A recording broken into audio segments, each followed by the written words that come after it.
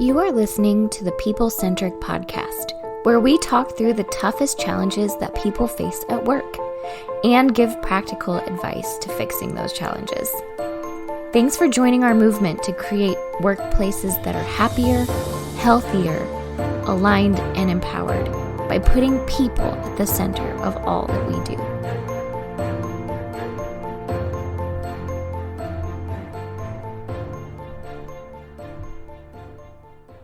Hey, people-centric leaders. So let's see. The topic for today's podcast is, Diana, go ahead. What's the topic for today's podcast? What? I don't know. Diana? Why do you know? Diana, aren't you supposed to come up with the topics for the podcast? Don't you schedule these? I don't schedule these. I don't do anything with the, is this my job? Are you? Well, Ashley schedules them, but I mean, don't you come up with the topics, or do I come up with the topics? Well, I thought that it was you. I mean, you open up the stories every time. I thought you came up with the Well, not every time. I'm not on every podcast. Sometimes I'm not on the podcast. So what happens when I'm not on the podcast? How does that? Well, we figure it out without you. I just thought that you would come up with the topic. Well, then okay. All right. I didn't know that was your expectation. I'm sorry. I didn't know that was. Okay. Well, Stephanie's here. Yeah. Hey, just to jump in, are we doing a podcast today? Who's doing that now? I think you're in charge of the topic. Did you bring a topic, Stephanie? Oh, I could come up with something if that's what you want me to do. We could make up something. Okay. Well, we'll just make it up. We'll just make it up as we go along then here. Okay. And scene. All right. So if you're listening, and you're like, what the heck? Did they record this? Did they not know that they were supposed to edit it? No, we were doing a bit. We were doing a bit for you. And what you just heard was something that we hear quite a bit. It was a team out of sync. Like, we're just not quite synced up. Like, hey, we need to do this thing. Hey, are you doing this thing? What are you doing? I thought you were supposed to do this. I thought I was supposed to do this. What are the expectations? Hey, I'm working really hard and you're working really hard, but it just seems like the work is not really syncing up together. So that's actually the topic we want to talk about today, is how to sync up your work. And this is going to apply if you're a manager and maybe you have somebody on your team that's not quite synced up. It can apply to you as an employee if you're not synced up with your boss. Like, maybe you feel like you're doing really good work and you're working hard, but your boss just isn't recognizing it or isn't seeing that great work that's being done. Or maybe even a little bit as a team. How does the team get synced up and so that everybody's work is working together? So that's the topic for today. Diana, that was great acting. I felt your tension. Thank you. I honestly wanted to defend myself a little bit and be like, well, I've been doing all of these other things. Why do I have to do this thing too? I wanted to defend myself. I could see it. You could see it in your face. If you're watching us on the YouTube version of it, you could see the anguish in your face. So you did a nice job of acting. I really don't like it when I don't meet the expectation. It really bothers me. I know. Even if we're pretending. Even a fake expectation. Even a fake one. Fake expectation. Not a fan. I like that. And we've also got Stephanie on today. And Stephanie jumped in as the third party of jumping, like, what's going on? What am I doing? Hey, I came in chaotically. Yeah, I think we do this here. Who does that? Are we supposed to be doing that? I just wanted to check. Whose job is it to do this thing, right? And how many times have we heard a boss say that, like the manager of the team say, like, who does this? Who does this thing? How do we do this? So, all right. Well, let's jump in here on the topic and let's get started. Maybe we can start with some stories or share a little bit about some examples of maybe where an employee gets a little bit out of sync with what a manager expects from them.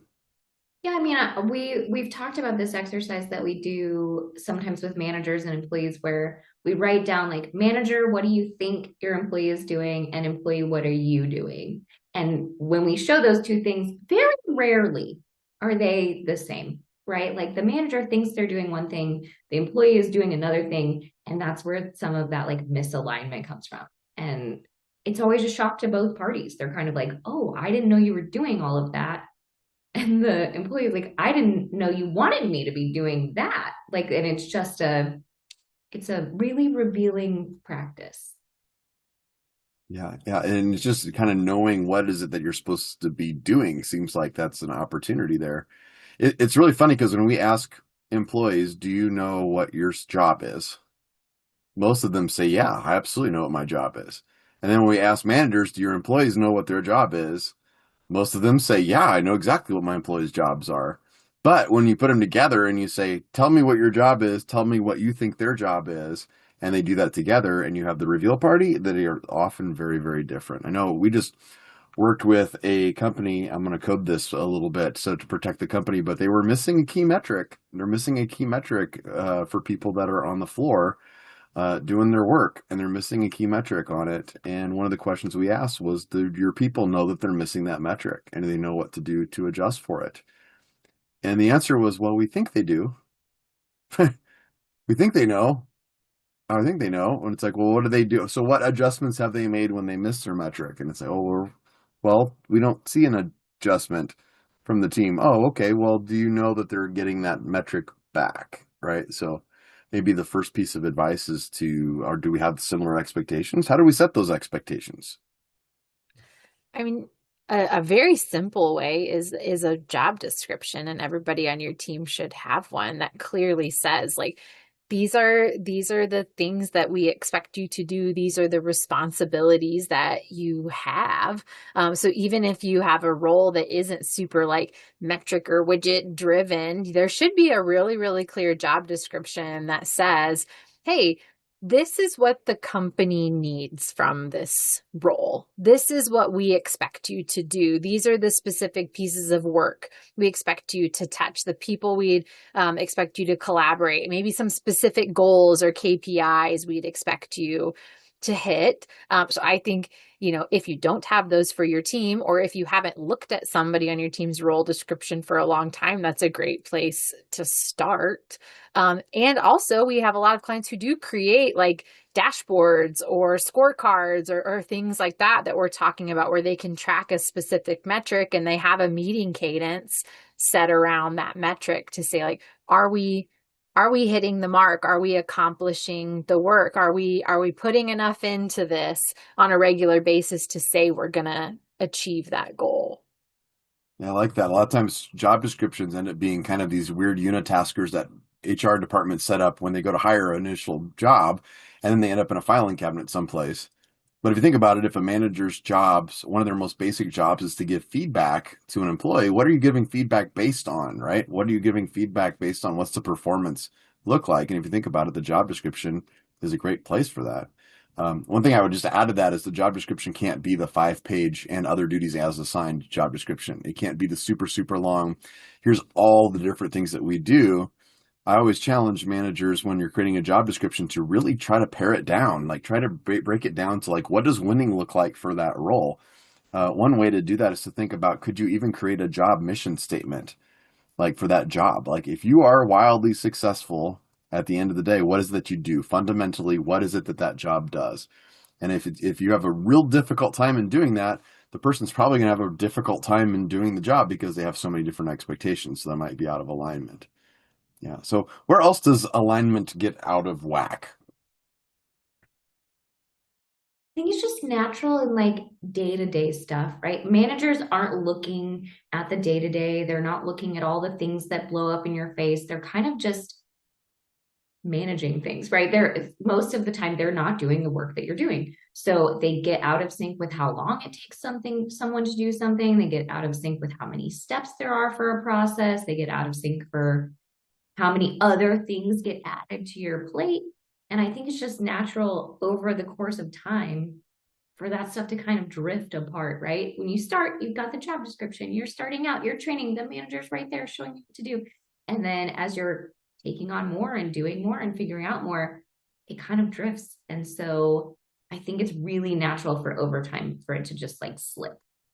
And we see that a lot of just like, oh, I didn't know you were doing this for all of these people. I didn't know that we changed the software and now it takes you 30 minutes longer. I didn't know we added 6 steps to your process. And, I didn't know that we did those things. And I think they lose touch a little bit on just the nitty gritty day-to-day things that get done.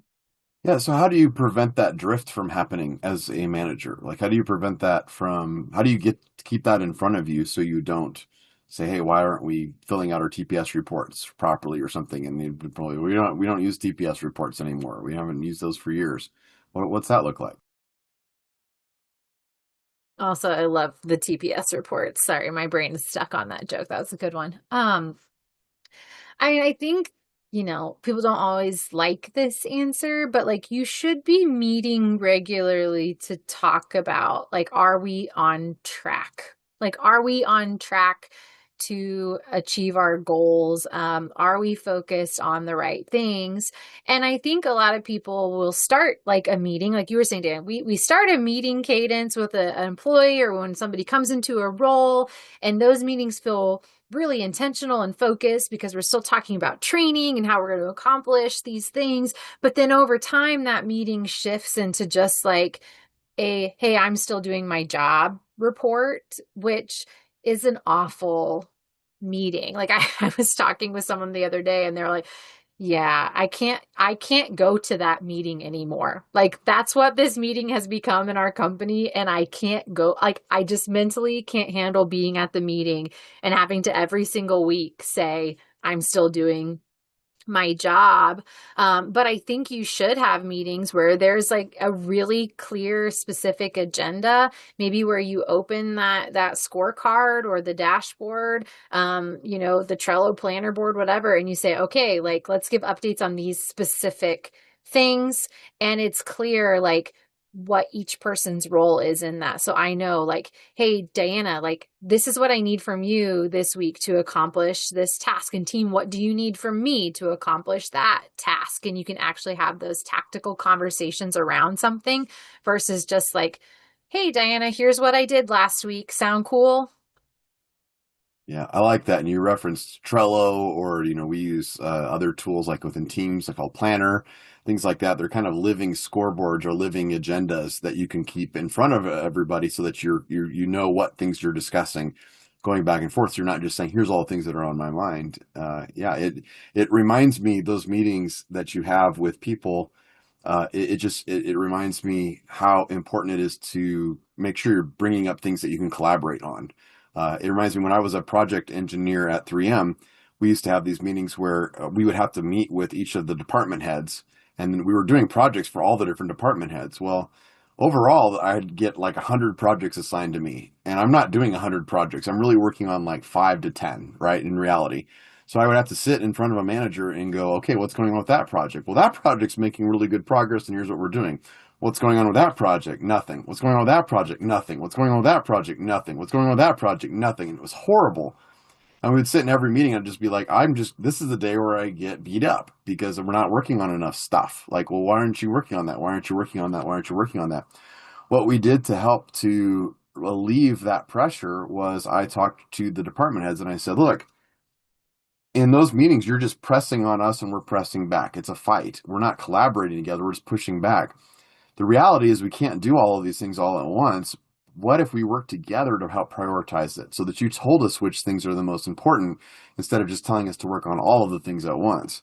And the meetings turned into that where we would talk and say, hey, we could work on this one or I can work on this one. Which one's more useful to you right now? And they'd say, well, right now, actually, if you got that one done, then we did this one. That would be super helpful. And then these are less important. And they helped us with that. And suddenly we were collaborating together and working together. And the meeting felt totally different. And suddenly we felt like we were being instantly more successful. I love that. And both of the examples that you guys gave struck me that alignment doesn't happen one-sided. So a boss telling someone what to do or an employee telling their boss what they're doing, that's not alignment. That's not helping anything. But when you're both on the same page about what you need and what you're doing, that's when you get the true alignment. And it is that collaboration. It is the true conversation and all of those things. It's connecting the 2 points. It's what do I need from you and what am I giving you? And those two things are how they connect. And I think it's really important to remember alignment does not happen one-sided. Yeah, I agree with that because I think, we've been talking about this a little bit from the manager perspective, but we'll also hear this from employees pretty frequently where they're like, yeah, like I sit in these meetings where my boss, it feels like they're just asking me to give an update on my job and what I do, or my boss will come and ask me about something that I already did, or gosh, I've been doing that for a while already and you didn't know, or employees who are honestly kind of like doing work in a little bit secret or hiding it from their boss because they're like, I don't want them involved yet. And they usually will get involved at this point and then it slows down our work or messes up my progress. And I really don't need them to see this until this point. And so I like that you said that, Diana. It's both sides. It's not just the manager, saying, hey, team, here's what I want you to do. Here's what I need from you. But also the employees being like, yeah, like, here's the areas I feel really confident that I could like work on my own. And if you're cool with that, like, I can run that. And we don't need to talk about that all the time. And then here's the spaces where I do feel like I really need you as my manager, as a leader in the organization. And these are the parts that I would love to have you look your eyes on more and look at more. This is really what I need from you in that moment. And I think a lot of times employees feel uncomfortable saying that to their boss or a leader in the organization, because again, there's this myth around leaders that leaders know everything. And if they have a formal leadership title or they're higher you in the organization, that they know more than you, they have more experience than you, they have all of the information in front of them. And then the reality is it's just, that's not always true. And sometimes you as the employee have information that your boss or leader doesn't, that might help this process go better, but you've got to create that space to have the conversation about it. Otherwise, yeah, your leader's going to keep asking you things that to you feel frustrating or annoying because you're like, either we already did that, or I can't believe you didn't know that. You start feeling resentful toward your boss instead of collaborating. Yeah, and the trick to all of that is if you're trying to regain alignment, whether you're the boss or the employee, and you just show up, it might be because you don't have the information. Maybe it's because you haven't talked, and maybe you're sharing information that the other person doesn't have, and that might create some of the alignment.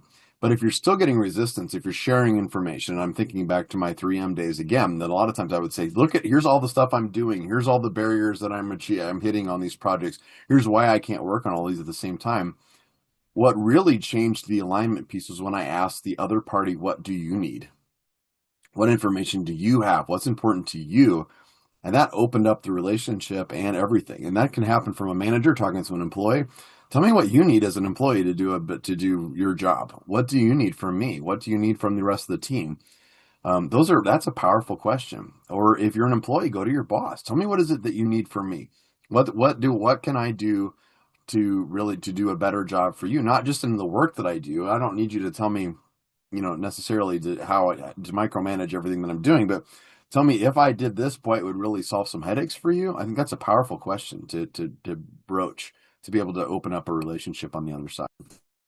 I totally agree. And it's sometimes hard for an employee to think about really what their boss's job actually is. And so I think it's a good challenge in that moment, if you feel out of sync with your boss or manager, leader, to actually think about what is their job? And maybe what are the goals or things they're trying to accomplish? Because I firmly believe, I think everybody wants to do a good job, right?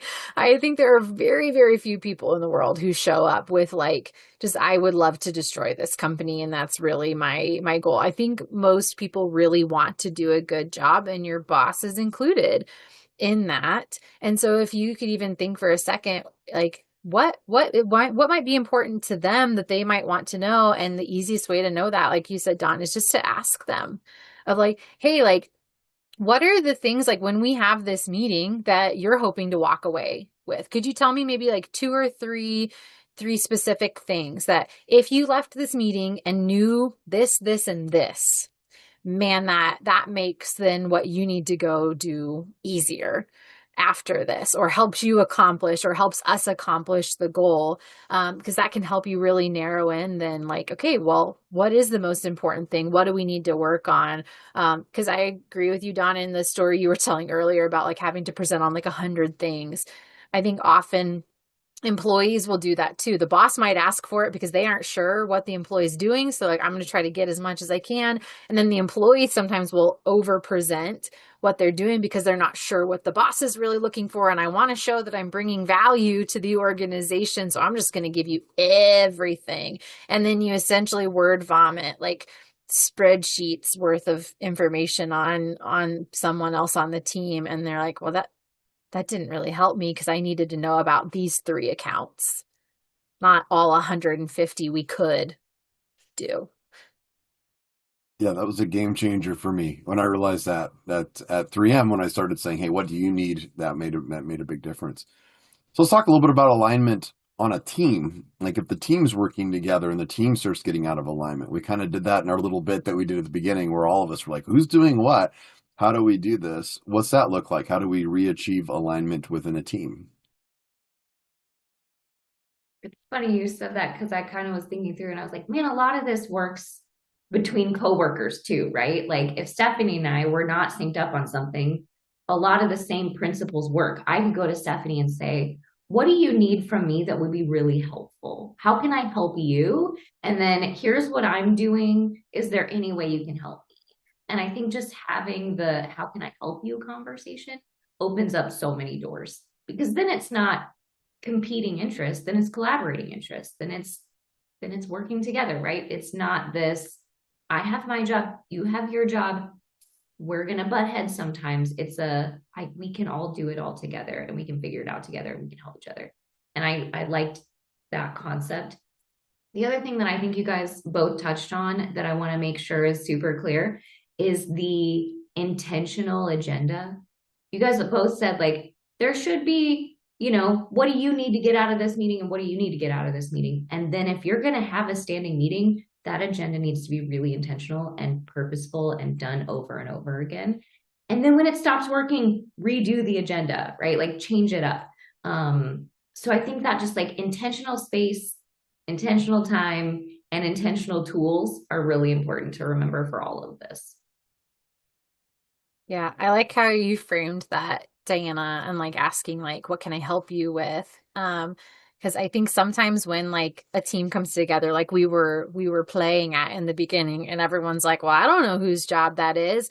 And then sometimes the question I'll hear get asked in the room, well, who would like to take that?